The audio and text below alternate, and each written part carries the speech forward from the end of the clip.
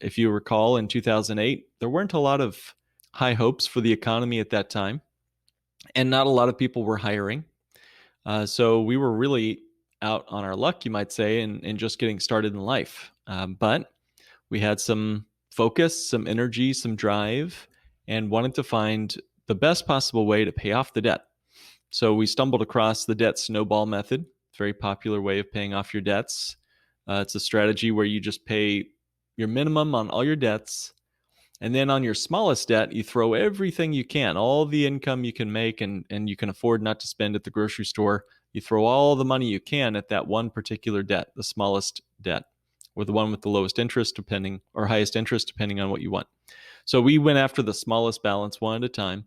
And we got about a third to a half of the way through the project. We started with $120,000 in student loan debt.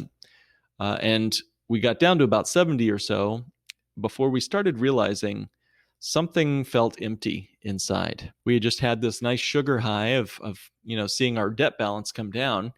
And it was almost like one afternoon. I don't recall exactly when it happened, but we had a moment where we realized we'd never see that money ever again. We'd never see that money ever again.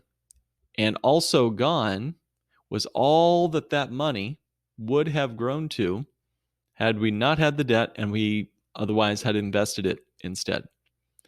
That, to me, when I calculated the powerful lost opportunity cost, it was in the realm of almost $1 million gone over our lifetime, even at a conservative interest rate. And that made me mad because I knew that my money had more power when I was young than when I was 60. If you're 25 years old, you've got more time to let that money compound than when you're 65 years old. And so the dollars in your pocket today are worth more than the dollars in your pocket tomorrow or 20 years from now. And so at that moment, I didn't know the answer, but I knew the problem. And the problem was I was not in control, and there was a bank in control of my future. So that's sort of what got me to a point of wanting things to change hard enough to actually seek out alternatives.